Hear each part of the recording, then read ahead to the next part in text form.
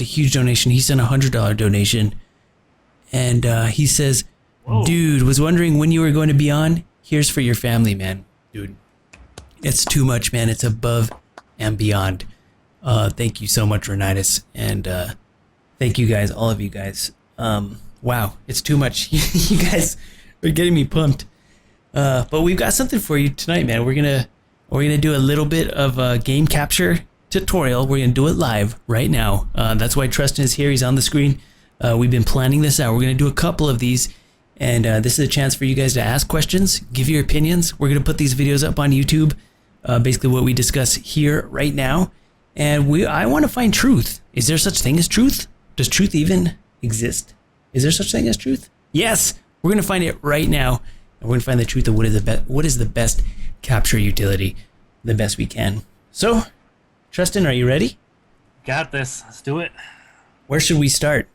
We're gonna start with a little overview of the programs we're using. What do you want to talk about? Let's start with the one that you don't use, like Fraps. Let's go with that. I used to use Fraps. I actually still use Fraps because I never actually tried Bandicam, so I don't know a lot about it.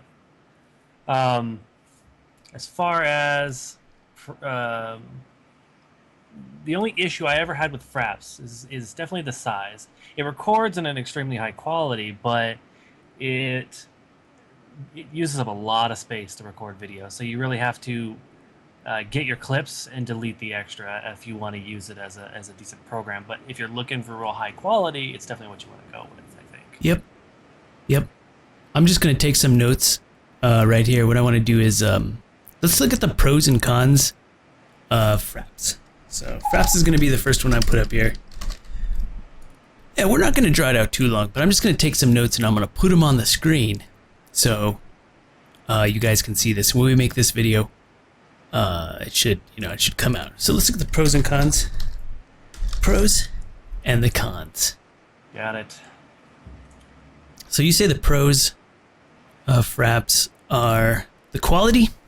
Quality. And it's very easy to use. It's simple. It's simple. It is simple. It is, totally. Yeah, we're going to get you guys in on this guy pretty soon, as soon as we get rolling here. So the pros is the quality is very, very good. I'm just going to say very, very good, because Fraps... Oh, God. Shit. This was a bad idea for me to type shit, because now I'm not going to be able to spell. This is embarrassing. No, we're going to get down to the truth tonight. The truth that signups can't spell worth a damn. Okay, so... You're letting Microsoft Word do it all for you. Oh, yeah. No. I think, okay, my opinion is spelling is only important if you were born before spell check. I'm just going to put that out there. It's going to make a lot of waves. I'm expecting that. But think about it. If you were born before spell check, spelling might be important to you. And you'll never understand why spelling is not important to anyone else. Okay, so the cons of Fraps are the big file sizes, because they're huge. Yeah. How huge are they?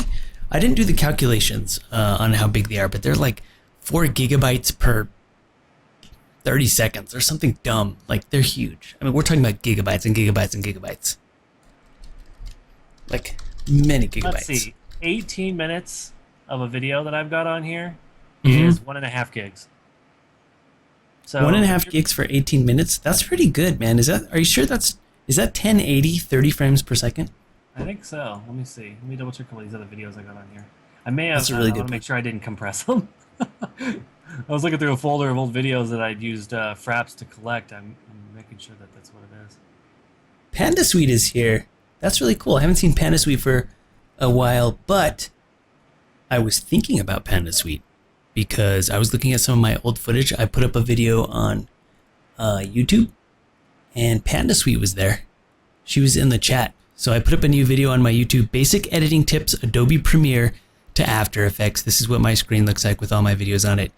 And there's also one up there, After Effects Motion Tracking. I haven't released that one yet, but that one's actually going to be pretty good. This one right here is just kind of the first one. But I remember seeing Panda Suite in there, so if you guys want to see if your name is in the chat, see what you guys were saying when I did this video a couple months ago, then go back and check out that video. I was reading the chat. I didn't see what you guys were saying until I went back to the footage and read because I was anyway. Renitis. It was definitely a legit Fraps video. 18 minutes 36 seconds, about 1.44 gigs. So, There you go, man. if you're playing Battlefield for 2 hours and you wanted to record it all and then go back and clip things out, you can imagine, spending a ton of your space on that. If you're only running a terabyte, you're going to fill that up if you don't, keep it cleaned out. So that's right. That's a good point. You'll fill up your whole hard drive with Fraps. But you know what? We're going to be very, very, how would you say? I'm going to try to be as non-biased as I can. I'll tell you what I think my biases are. I'm a little bit upset with these big files because here's a problem with the big files. It's hard to collaborate.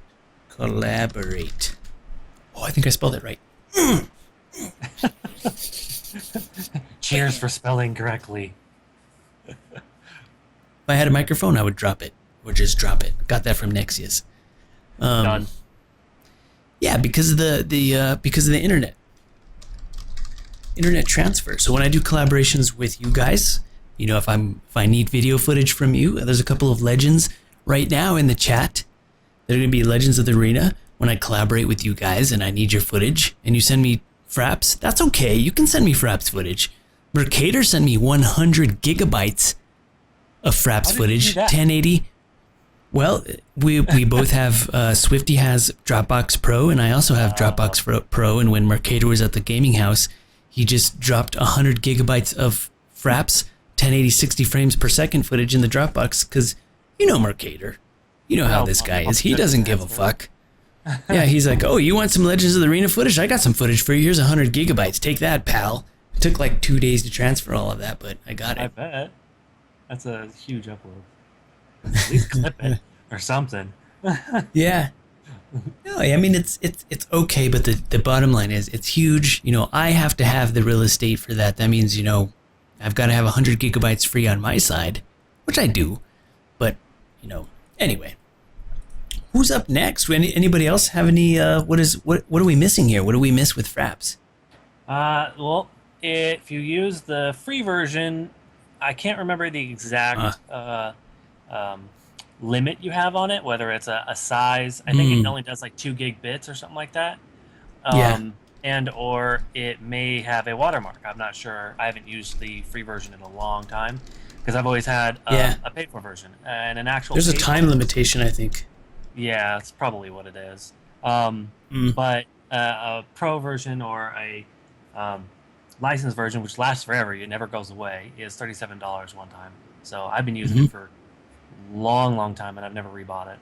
So nice. Yeah, that's really good insight. And I also have a licensed version of Fraps, although I don't have it installed. I'm not using Fraps right now.